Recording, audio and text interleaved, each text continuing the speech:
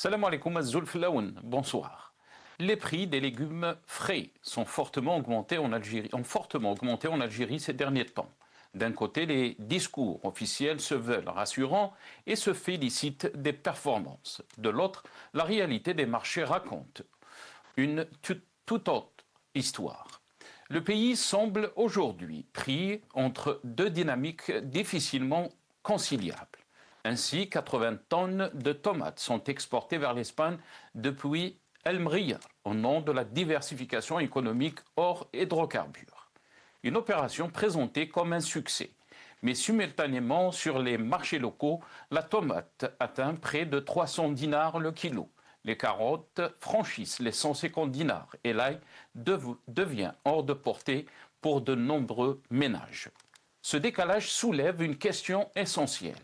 Quelle est la pertinence d'exporter lorsque le consommateur local peine à se nourrir correctement? Face à cette flambée, les explications avancées peinent à convaincre. L'Union générale des commerçants et artisans algériens parle d'un phénomène conjoncturel et temporaire, comme si la dégradation du pouvoir d'achat n'était qu'un épisode passager. Une analyse qui semble en décalage avec le vécu quotidien des citoyens, pour qui chaque dépense est désormais calculée au plus juste. Dans ce contexte, la réaction s'organise à la base. Un appel au boycott national des fruits et légumes sur 3 jours circule largement et gagne en adhésion. Ce mouvement traduit un mécontentement profond et une perte de confiance face à des réponses jugées insuffisantes. Le contraste est frappant. D'un côté, la promotion des exportations, de l'autre, un marché intérieur sous pression.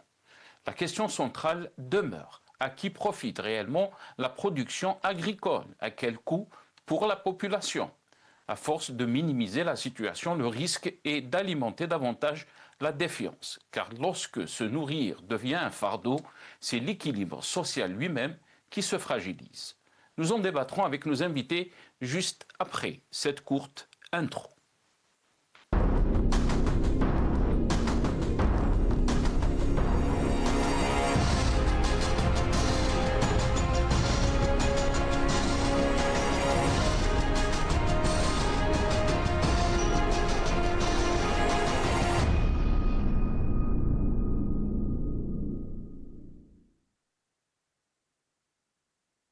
Fruits et légumes hors de prix. La colère monte, les autorités fustigent l'appel au boycott. C'est le titre de notre émission pour ce soir. Et pour en parler, j'ai le plaisir d'avoir avec nous ce soir Menouar Djahdi, ex-député FLN, qui est avec nous depuis Alger par téléphone. Menouar Djahdi, bonsoir. Merci beaucoup d'avoir accepté l'invitation. Marhaba bik, c'est Menouar.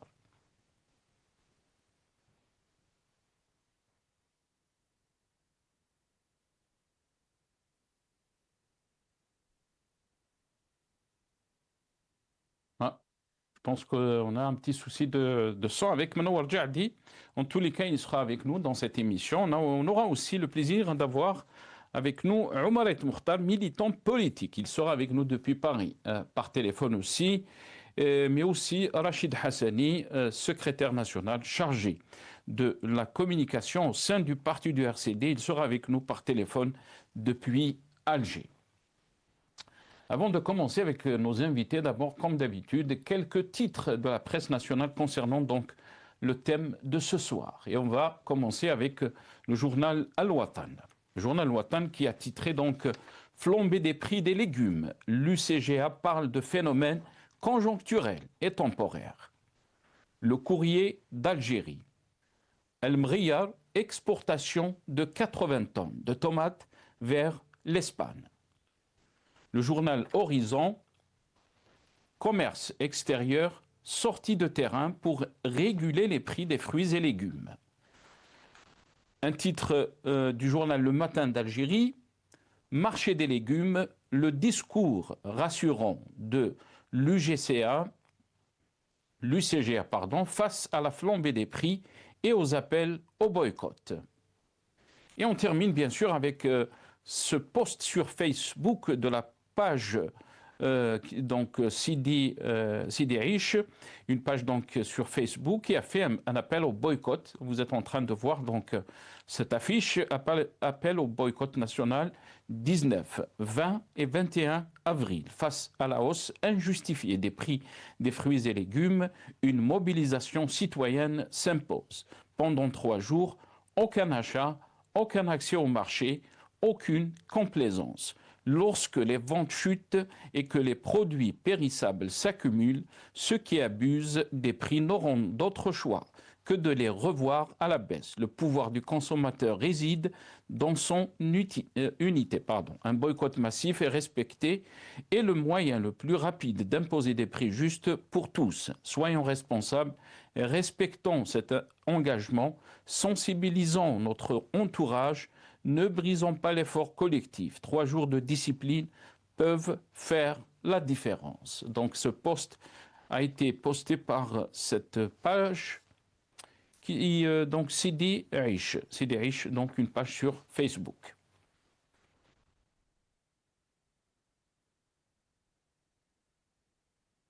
Voilà. Mnoar Jadi est avec nous, donc je rappelle Mnoar Jadi, donc ex-député du FLN, du parti du FLN, est avec nous depuis Alger par téléphone. Si Mnoar Jadi, bonsoir, merci beaucoup d'avoir accepté l'invitation. Marhaba bik. Allah yashelmek, Cheikh Nasser. Bonsoir à vos invités, aux téléspectateurs, et merci pour l'invitation. Merci, barakallahu fik, marhaba bik, si Mnoar Jadi. On a aussi avec nous depuis Paris, Omar El Mokhtar, militant politique. Il est avec nous par téléphone aussi. Omar El Mokhtar, bonsoir. Merci beaucoup d'avoir accepté l'invitation. Azoul Fillaksé. Azoul Fillawan, bonsoir et puis merci pour l'invitation. Merci beaucoup Omar El Mokhtar. Merci d'avoir accepté l'invitation. On aura aussi Rachid Hassani, secrétaire national chargé donc, à la communication au sein du RCD. Il sera avec nous dans cette deuxième partie, dans la deuxième partie de cette émission. Il sera avec nous depuis Alger par téléphone. Avant de donner la parole à nos invités, témoignage, donc Soundbite One, nos amis de la régie, témoignage des citoyens par rapport à la cherté donc des produits, des fruits et légumes en particulier ces derniers jours. On regarde ces images. والله عندي واحد السمانه ولا زوج ما نقدرش خدام يخلص 4 دور يشري طوماط 23 شحال سمعها 23 ما نقدرش وثاني واش الخضره اللي غاليه بزاف غاليه كلشي الخضره والله غير كاع القليل والله ما يقدر والله غير ياكل غير العدس واللوبيا هاي 26 اليوم زادت شويه اليوم زادت شويه الخضره كما يحكي لك ما في السوق كلش غالي في السوق ما نبيش علاش ما نعرف طوماطيش فامي ديسات الحلو كيف كلش غالي كلش الزوالي ما قدرش يعيش يخرج يدخل هنا يخرج بالقفه فراغ تجار كبار مديكالينا تنقص شويه بطاطا البطاطا تولي ديس نورمال تنقص شويه الخضره الاخرى كيف الرقابه ما كاش الرقابه في السوق ما كاش اللي اسهم كاع والله بورس كل مره كيفاش Voilà, sur la bourse, Zawali Merdesh Yrish par rapport donc à ces prix. On va essayer de comprendre qu'est-ce qui se passe avec nos invités, mais avant de leur donner la parole aussi, il y a eu cet appel donc au boycott. On regarde ces images de Beskala, exactement le marché de Beskala. السلام عليكم خاوتنا تشوف السوق مزيان على الطوماطيش ولا ما حبك ما تساوماتش وما بانتش السومه كاع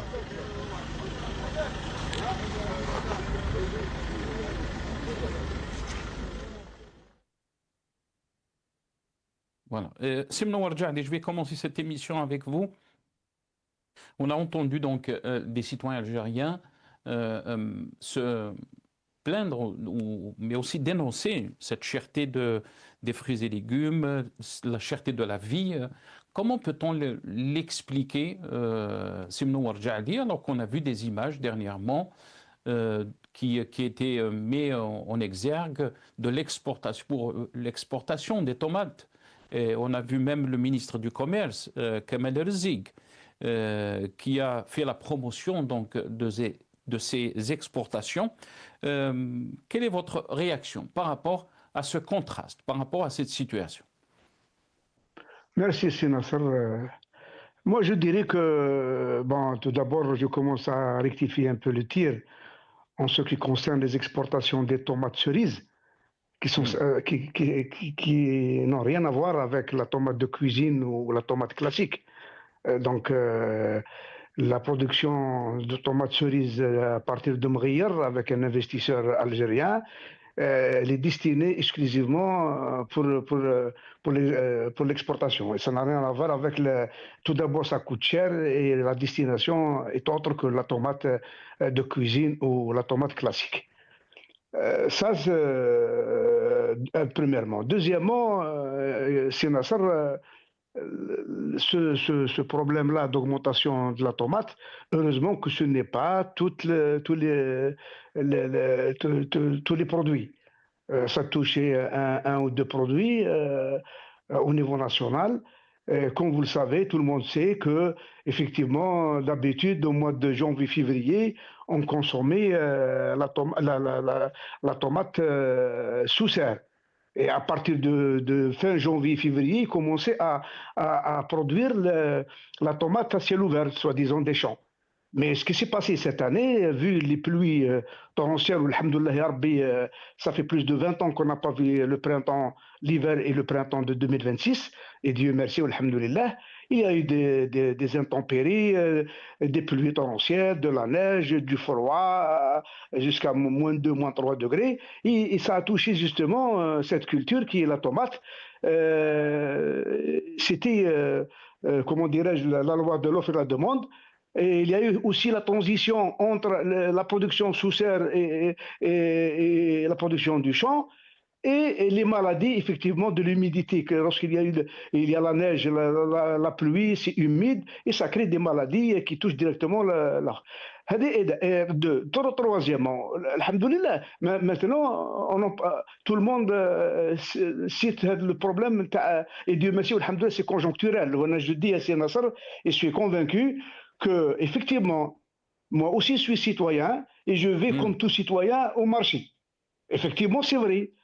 Il y a 2-3 jours, je l'ai trouvé à 250 dinars. Wallah, صدقني اليوم الصباح رحت المارشي, je l'ai trouvé à 170 dinars.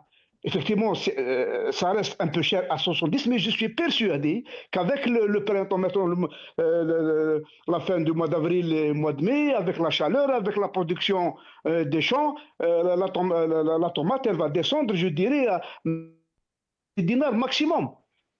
Et comme par exemple la pomme de terre. Allô? Allô? Allô? Aïe, aïe, aïe. Allô? C'est Mnowar Jadi? C'est Mnowar, est-ce que vous m'entendez? Oui, je vois, mais ça a coupé. Parce que ما كانتش ما سمعتكش يعني تفضل. Là, on vous entend très bien. La pomme de terre, alhamdoulilah, je l'ai achetée hier à 55 dinars le kilo. Effectivement, comme par exemple les fruits, je ne disconviens pas, et heureusement que comme les fruits ne se limitent pas uniquement à la pomme. Il y a par exemple le melon, beaucoup de choses qui sont avec des prix raisonnables. C'est Mnowar Jadi. On a fait passer ce reportage avant de vous donner la parole, et سمعنا des commerçants qui disent que Zawali ما يقدرش يعيش avec ces prix qu'on a vu sur les étals, sur les marchés. Et vous l'avez dit vous-même, la tomate وصلت حتى ل 25,000, ou كاين même dans d'autres places où ça a été reporté, est arrivé même à 300 dinars le kilo, 30,000 le kilo. On va revenir sur cette promotion qui a été mise donc en exergue concernant donc l'exportation de la tomate. Vous l'avez précisé, vous l'avez dit que c'était donc la tomate cerise. On parle de la tomate cerise, pas la tomate normale. On regarde ces images d'abord. من المغير إلى إسبانيا، الطماطم الجزائرية تشق طريقها نحو السوق الأوروبية. انطلقت عملية تصدير 80 طن من الطماطم نحو إسبانيا في ولاية المغير وتحديدا من دائرة جمعة، في خطوة تعكس واقعا جديدا تعيشه الفلاحة الجزائرية. من مجمع حقول الجنوب، أرض في عمق الصحراء تحولت إلى مصدر إنتاج عالي الجودة، واليوم تخرج منتوجها خارج الحدود. البداية كانت بشحنة أولى قدرت ب 18 طن انطلقت عبر ميناء وهران، على أن تتوصل العملية إلى غاية استكمال الكمية الإجمالية. الأهم أن هذه العملية تدخل ضمن برنامج وطني واسع يشمل 35 عملية تصدير من 13 ولاية. Voilà, donc ces images d'exportation de la tomate algérienne, mais aussi on va écouter les déclarations du président de l'Union des commerçants donc, et artisans donc, algériens, qui a expliqué ou dit pourquoi donc, cette cherté des fruits et légumes. Pour lui, les hausses temporaires est liée à des facteurs conjoncturels. On l'écoute.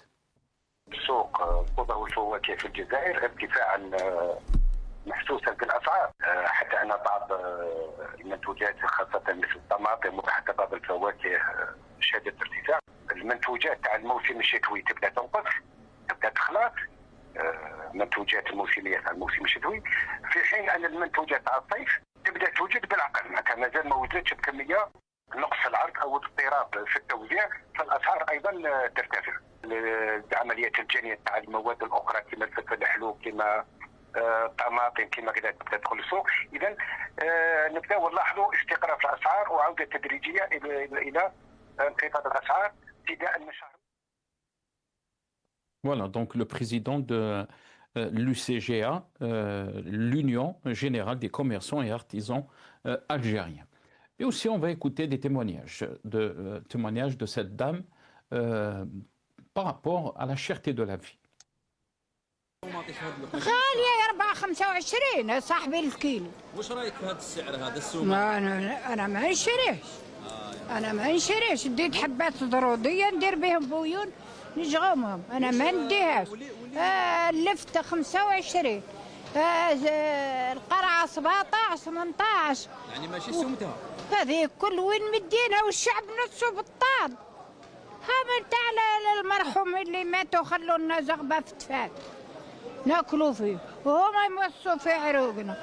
رايحة للدواء، والله نروح للدواء، والله العظيم اني حاجة بيت الله نروح ويعطونا الدواء هذاك اللي ما يبورسيش، اللي ما فيه الورقة ذيك الحمراء نتاعو هذاك ما يتبورطاش. ولدي نشروه زيدي الدراهم 200,000 ما تجي 400 نتاع الدم راقد نتاعي نشريه ب 700,000.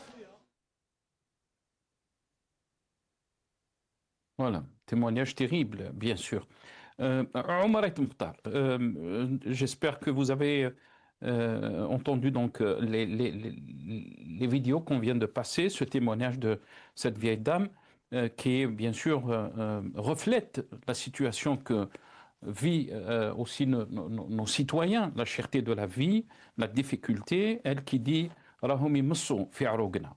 يعني qu'est-ce que vous en pensez de cette cherté des fruits et légumes?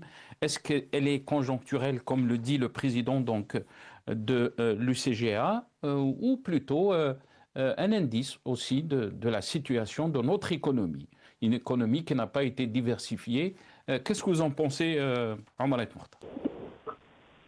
Écoutez, moi ce que je retiens dans tout ça, c'est que le pouvoir d'achat baisse, et puis on a réduit les Algériens, les pauvres Algériens, à parler de ce qu'ils vont manger. Donc les fruits et légumes, ce n'était pas les moutons de l'Aïd, c'est-à-dire c'est comme si c'était exprès, on occupe les Algériens et puis on rigole. L'Algérie, donc après, il y a les gens qui tournent ça en dérision, l'Algérie est importateur de moutons, une fois c'est les pommes de terre. D'ailleurs, même le président de la République dans ses discours, il parle de batata, ce n'est pas son problème. Et puis, nous avons, c'est de ce côté-là que je juge les choses. Le ministre du Commerce extérieur qui reçoit un marchand de légumes de Palaiseau et de la région parisienne. Et puis, il met la photo dans le site du ministère. c'est-à-dire on a atteint le fond, le pouvoir d'achat d'un Algérien. Vous savez, la dévaluation automatique du dinar, monnaie de singe. Même d'ailleurs, l'État elle-même a fait baisser, donc a fait dévaluer le dinar en douce, sans le dire. C'est-à-dire 2 millions 500, 3 millions ne suffisent pas à assumer les frais fixes, électricité, machin et tout ça. Donc, 2-3 enfants, Dieu sait que les Algériens ont de 4 à 5 enfants et plus. Donc, la vie est très difficile. Tous les gens qui partent à l'étranger, qui essaient de voir ce qui se passe. Donc, 2 millions 400 le SMIC. Par contre, quand on voit ce que dit Louise Hanoun, qui habite bien sûr à Hydra, avec une retraite de député, il te dit, ici, on est mieux que la France, mieux que l'Espagne, mieux que les Américains et tout ça. Donc, voilà. Donc, il y a un décalage entre le discours et la réalité. Ça, c'est une chose. Quand j'entends le député du FLN expliquer techniquement la tomate cerise, je ne sais quoi, Insan el-Bassir, donc un Algérien lambda, n'arrive pas à vivre. Ça, c'est la réalité. Pourquoi il faut absolument lever tous les mécanismes qui empêchent le débat national à se mettre en place. Nous sommes devenus, il y a le code, le 87 bis finalement. Si tu dis que la tomate est chère, ils peuvent te dire c'est le magasin qui t'a poussé, la stabilité du pays, tout ça. Donc, le discours national est pris en otage. Et on pousse les Algériens à parler une fois du logement, c'est de crise en crise, de pénurie en pénurie. Et quand on empêche les importations, ça touche la production, bien sûr. Les Algériens se débrouillent, hein, donc ils essaient de produire malgré tout. Mais si tu les empêches d'importer la matière première ou des outils nécessaires à la production, ils ne feront rien. Donc quand tu empêches ça pendant 3 années, soi-disant, pour avoir des devises, on n'en dépense pas. Mais on ne dépense pas. La production, c'est tout, elle s'arrête. Donc, le riche n'est pas celui qui a de l'argent, c'est celui qui crée de la richesse. On ne crée pas de la richesse, et la chaîne est en panne. La chaîne est en panne. Il n'y a pas que ça. Donc, importer des moutons. Et c'est le président qui fait un conseil des ministres pour importer des moutons de l'Aïd. Je n'ai jamais vu reculer, c'est les agriculteurs. Bien sûr, il y a des aides qu'il faut faire, mais le problème, c'est qu'il faut laisser les gens importer s'ils veulent importer. Donc, on ne peut pas. Le cheptel, c'est aux spécialistes, c'est pas au président de la pays qui va te dire il y a des drones qui comptent le nombre de moutons dans le pays. Donc, on marche sur la tête. Très bien. Restez avec nous, Oumarit Mokhtar. Rachid Hassani nous a rejoint depuis Alger. Je rappelle Rachid Hassani qui est donc secrétaire national chargé à la communication au sein du parti du RCD. Il est avec nous par téléphone.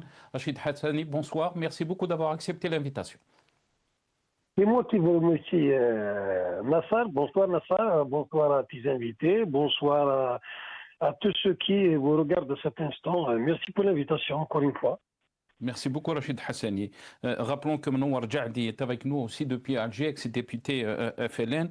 Oumarit Mokhtar aussi est avec nous, militant politique, est avec nous donc depuis Paris. Rachid Hassani. Oumarit Mokhtar a parlé a qualifié dans ses propos que la chaîne est en panne. Parlons bien sûr de l'économie algérienne. Mais on ne crée pas de la richesse aussi, il a dit. Quand on parle de la cherté de la vie en ce moment, de la cherté aussi des fruits et légumes, il y a des infos qui disent des informations qui disent que la tomate est arrivée jusqu'à 300 dinars, 30,000, comme on dit chez nous. À force de crise et de perte de pouvoir d'achat, l'Algérien n'est plus considéré, Rachid Hassani, comme un citoyen à part entière, mais comme un simple tube digestif préoccupé uniquement par sa survie quotidienne. Qu'est-ce que vous en pensez, Rachid? Non, l'Algérien n'est pas un type digestif. L'Algérien est un citoyen comme tous les citoyens du monde. Bien plus, dans bien des cas. Hein. C'est un citoyen qui est sage, qui est intelligent, qui est dynamique, qui ne demande qui ne demande que la liberté d'agir, la liberté d'initier, la liberté de vivre et de respirer la vie comme tous les peuples du monde. Il ne demande que la liberté d'expression, la liberté de s'organiser pour construire son pays, pour édifier ses institutions et son État. C'est comme tous les Algériens. Maintenant, si vous parlez de la cherté de la vie, si vous parlez précisément de l'augmentation et de l'inflation des prix, notamment ces derniers temps sur un certain nombre d'articles, de produits nécessaires par ailleurs pour l'Algérien et la ménagère. Donc, je pense, et nous pensons tous les cas au RCD, nous l'avons toujours dit, nous avons toujours alerté que les fausses solutions ne produisent que un faux impact. Et donc, pour nous, le secteur du commerce est un secteur qui démontre la faillite des politiques gouvernementales depuis longtemps. Les perturbations du secteur du commerce est une constante nationale, j'allais dire. C'est un secteur complètement livré aux spéculateurs, livré à lui-même. Malgré les efforts parfois de l'État et du gouvernement, mais il faut aussi de constater que les politiques menées jusqu'à présent de fausses politiques, notamment sur le secteur du commerce. Et donc, ce secteur souffre de problèmes structurels. On ne peut pas, en tout cas, réinventer le fil à couper le beurre. Dans tous les pays du monde, les choses...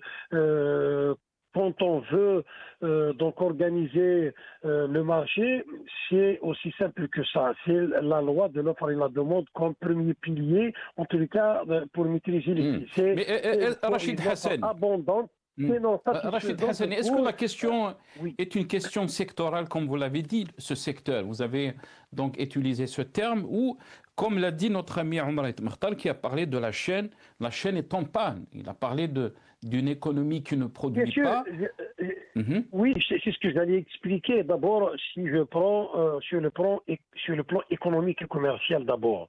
J'ai commencé par dire que la loi, elle est très claire. C'est la loi de l'offre et la demande. Ça veut dire qu'il faut une offre suffisante, sinon excédentaire, pour ramener les prix à la baisse. Pour qu'il y ait offre suffisante, il faut donc une production suffisante, sinon des importations d'appoint pour les matières, les denrées que nous n'avons pas et que nous n'arrivons pas à produire.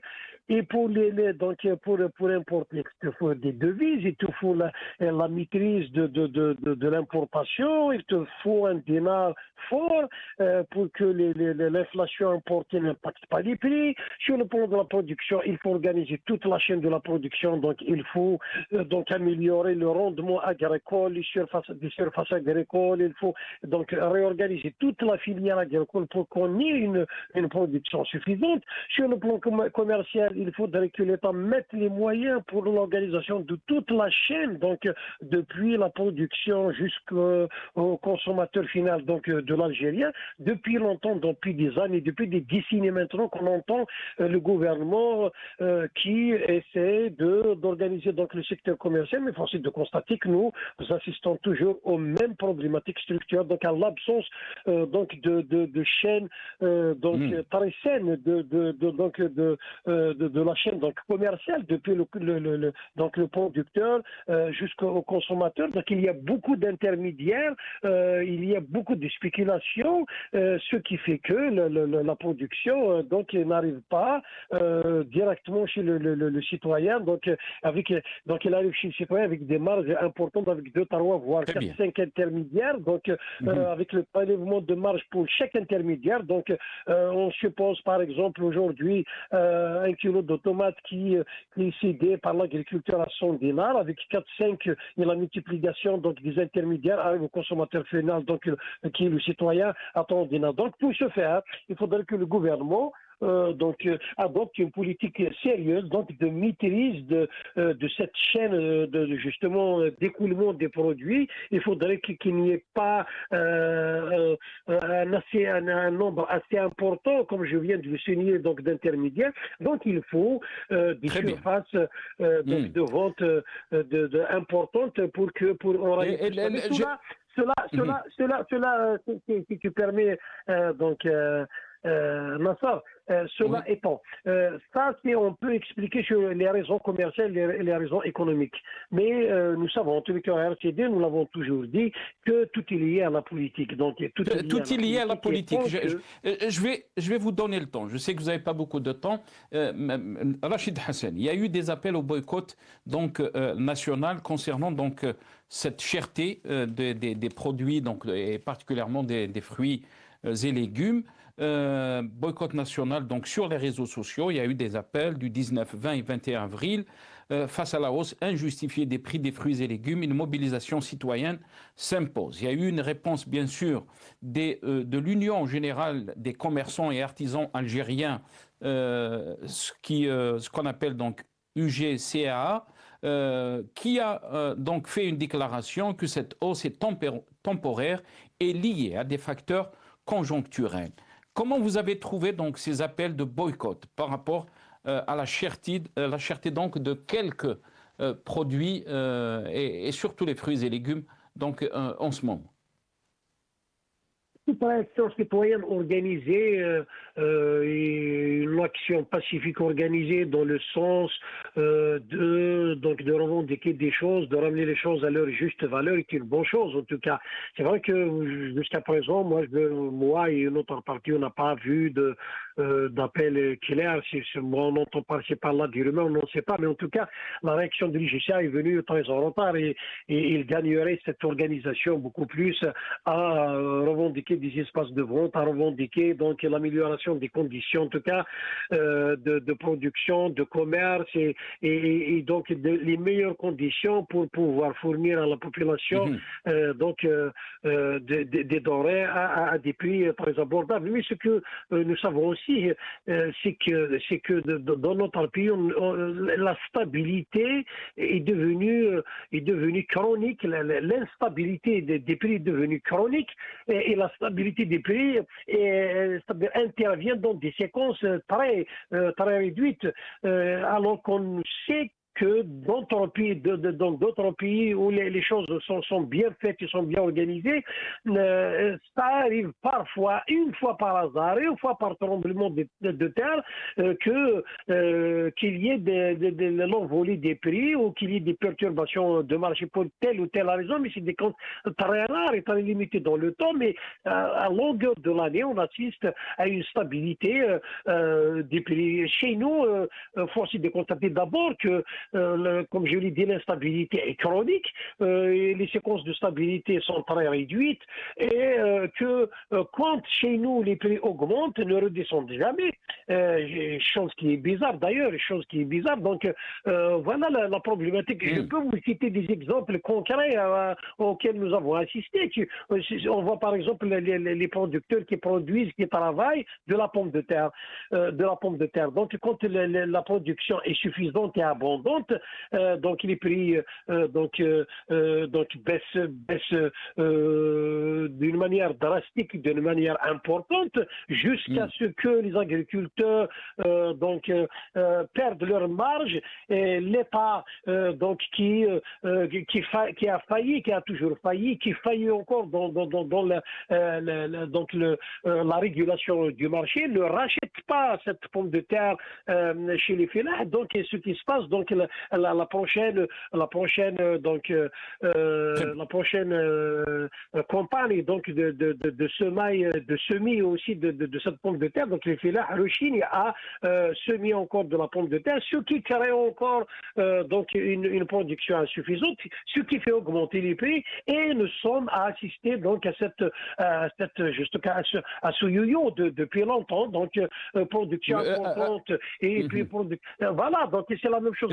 Pourquoi vous avez dit que la question est politique, Rachid Hassani? Très rapidement, comme ça on va donner aussi la parole à notre ami Nouar Djahdi et Omar Mokhtar. Pourquoi vous avez dit que la question est liée à la politique, sachant qu'on n'est pas très loin, bien sûr, des élections législatives. Pourquoi elle est liée à la politique? Très rapidement, s'il vous plaît. Bien sûr, nous sommes dans un pays fermé, nous sommes dans un pays à la limite d'une dictature, dans un pays autoritaire, dans un pays où nous avons des initiatives qui n'est pas protégée, où nous avons le producteur qui n'est pas protégé, où la confiance entre l'État et ses institutions qui sont entachées de légitimité, donc l'absence de confiance, et donc où il n'y a pas de confiance entre le gouverné, le gouverné et le gouvernement. Donc c'est tout ça. Donc quand on est dans un pays où on ne peut pas protéger le producteur, on ne peut pas protéger donc le porteur d'une initiative. Nous sommes dans un pays où la politique en tous les cas déteint sur tous les secteurs d'activité. Et donc quand tu as des institutions donc faibles, tu as un gouvernement faible. Et c'est aussi simple que ça. Il faudrait qu'on revienne aux fondamentaux universels, c'est celui de la souveraineté populaire pour que les Algériens puissent choisir d'eux-mêmes donc ses représentants à tous les niveaux de la représentation, et à partir du moment où nos institutions aient la légitimité nécessaire, le gouvernement ait la légitimité nécessaire, donc ils peuvent faire adhérer les citoyens parce que les citoyens ont confiance dans ce gouvernement, donc ils auront confiance de ce gouvernement, donc ils peuvent faire adhérer les citoyens, les opérateurs. Merci beaucoup Rachid Hassan. Merci Rachid Hassani. Désolé parce qu'on est pressé par le temps.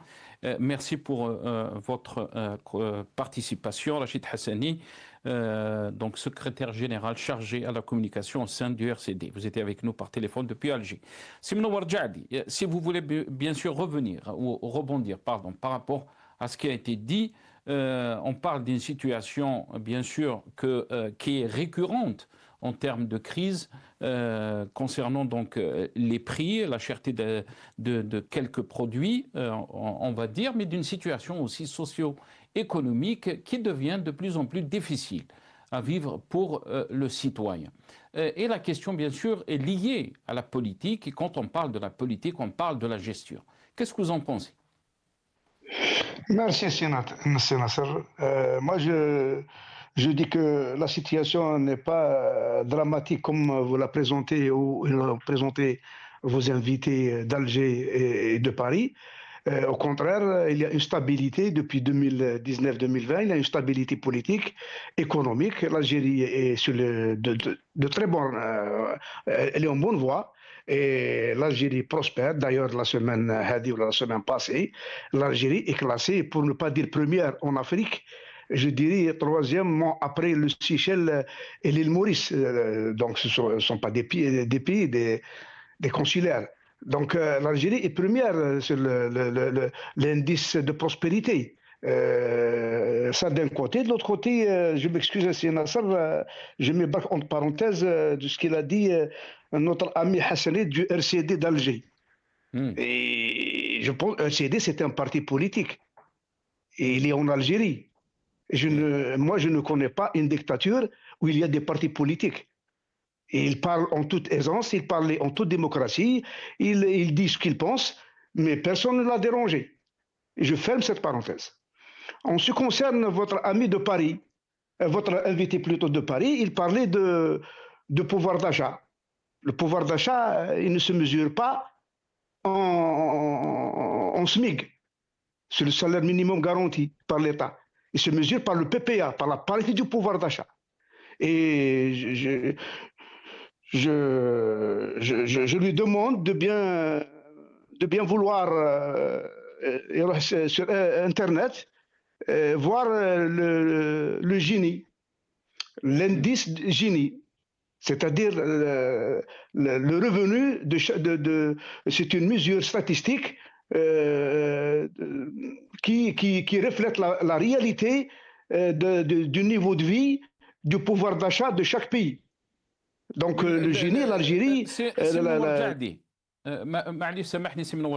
Quand on a passé des témoignages on a passé des témoignages de citoyens algériens, même de cette vieille dame qui a décrit la situation qu'elle vit une situation difficile que vivent les Algériens. Les images, ils ont été tournées par des télévisions algériennes, ce n'est pas le Maghrébien. Nous, on a repris les images, parce qu'ils sont sortis, ils ont fait des reportages. Malheureusement, on ne peut pas faire ce travail.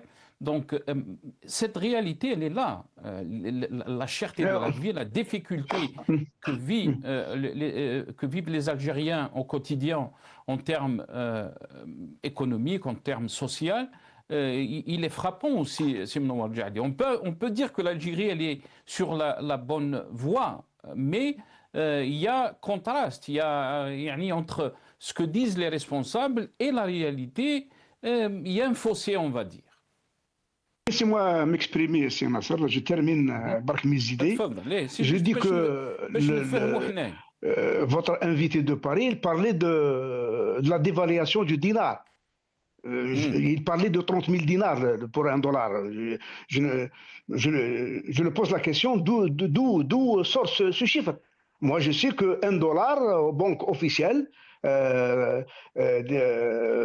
est $1 équivaut à 132, 133 dinars. Il n'y a pas eu de variation. Il y a des petites fluctuations à partir du mois de fin mars-avril, dues à la guerre des Américains avec l'Iran, où il y a beaucoup de recettes. Maintenant, l'Algérie a fait cette petite dévaluation, pas dévaluation, une petite fluctuation, c'est pour faire face à l'inflation importée d'un côté, de l'autre côté, c'est pour favoriser et pour booster justement les produits nationaux. Donc, je ferme cette parenthèse. Le dinar n'a pas été dévalué, ni déprécié. Troisièmement, c'est je dis que le pouvoir... Hein? Peut-être qu'il parlait du marché parallèle, mais on va lui donner la parole après. Tfadal, c'est maintenant. Lorsqu'on parle du pouvoir d'achat, et je lui pose la question parce que s'il me répond en direct, je lui pose la question.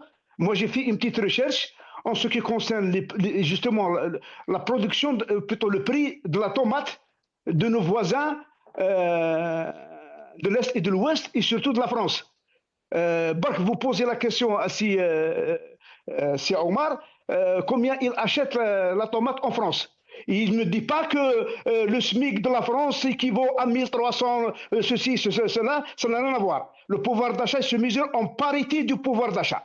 Mais il ne se mesure pas, parce que si on est, et on comprend c'est quoi l'économie, d'accord? Maintenant, si on dit n'importe quoi avec tout ce que on pense d'une façon anarchique et illogique, ça c'est autre chose. Je sais qu'en France, la pomme de terre, la tomate, elle s'achète entre 350, l'équivalence de 350 à 400 dinars le kilo. Nos voisins à l'Est et à l'Ouest, elles tournent autour de 300 dinars. Et tous les produits, c'est une inflation. Par contre, en Algérie, un ou deux produits, ça n'explique pas l'inflation. L'inflation, c'est lorsque tous les produits qui augmentent et durent dans le temps et dans l'espace. Or, le prix actuel de certains produits, surtout la tomate, elle est conjoncturelle. Et au Waqt Binatna, d'ici 10-15 jours, la tomate, elle va descendre moins que 100 dinars. Maintenant, le reportage que vous avez transmis, ça ne reflète pas la réalité du pouvoir d'achat et comment dirais-je, l'amélioration du mode de vie de l'Algérien. L'Algérien, tout le monde, d'ailleurs, toutes les institutions internationales le disaient il y a une semaine, 10 jours, le FMI, la Banque mondiale, les différentes études internationaux disaient que l'économie algérienne, elle est florissante, l'économie algérienne, elle est en bonne voie, l'économie algérienne, l'Algérien, le niveau de vie, l'espérance de vie évolue chaque année. La partie du pouvoir d'achat, aujourd'hui, c'est-à-dire d'après la Banque mondiale ou le FMI, fin 2026, il va atteindre $19 000 par tête d'habitant. Nous sommes les... On va laisser un peu le temps pour Omar Mokhtar pour vous répondre, mais aussi Simon Warjadi. Vous êtes économiste et vous connaissez ce que ça veut dire l'économie. On ne peut pas, je pense, comparer le prix de la tomate en Algérie et le prix de la tomate en France. Certes qu'il y a une inflation dans le monde entier et la France ne peut pas échapper à cette inflation, mais il y a une grande différence entre les salaires en France et les salaires en Algérie. Omar Mokhtar, je vous laisse donc, si vous voulez répondre et rebondir par rapport à ce qui a été dit par notre ami Nawar Jadi. Voilà, donc un débat sur l'inflation, sur l'économie, il tourne à un débat de la politique politicienne. C'est comme si M. Nawar, il me parle des statistiques en Algérie. C'est comme si en Algérie, on a des chiffres fiables, on a des statistiques, parce qu'il y a une presse indépendante, des organisations donc indépendantes qui peuvent contredire ou pas des chiffres donnés par le gouvernement. Nous sommes dans une politique spectacle. Le problème est politique. Ne me dis pas que le SMIC n'est pas l'élément où on peut parler du pouvoir d'achat. Ne me compare pas le kilo de tomate de la France à 2,50, 3,50, c'est-à-dire qu'il va convertir au taux normal, au coût de la banque qui a sa fraise à 135 dinars. La bourse en Algérie, elle est dans la rue, elle est au square. C'est ça la réalité. Après, si vous me comparez le SMIC au prix de la tomate en Algérie, conjoncturel ou pas, il n'y a pas que la tomate. On n'a pas un mois où il n'y a pas une crise d'un produit ou des produits. Bientôt l'Aïd.